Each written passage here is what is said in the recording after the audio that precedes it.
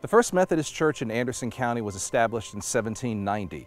It was called Ebenezer, and its long history and haunted cemetery are what we found this week under the Kudzu. The Methodist Church was organized in Baltimore in 1784 with the ordination of Francis Asbury as the first Methodist bishop in America. Asbury immediately set out circuit riding. The first city he deemed in need of spiritual enlightenment was Charleston, South Carolina. It was not long before circuit riders became familiar figures in the upstate as well. Ebenezer's first minister was the Reverend R.L. Kennan, who would later be influential in the founding of the Methodist Church in Alabama. In 1805, just a few years after its founding, Ebenezer was favored to have a sermon delivered by Bishop Asbury. Asbury was so popular that people traveled from miles around just to see him drive by.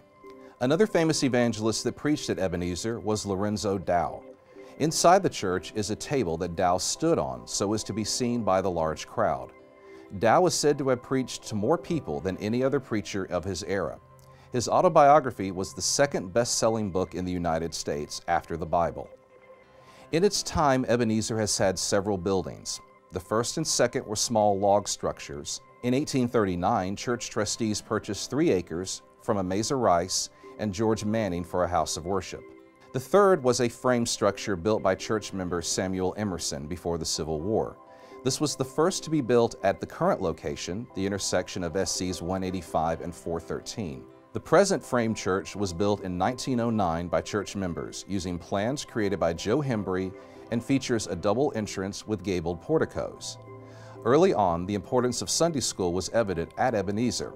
In addition to religious studies, lessons on reading, writing, and arithmetic were included. Sunday school was held at Uncle Jerry's Spring near the church. An early founder and local leader was Elijah Brown. A civil engineer, Brown was influential in laying out nearby Anderson. His home, called Brownville, was a stopping point for many of the circuit riders. The adjacent cemetery, located just north of the church, includes graves of veterans from the American Revolution to the present.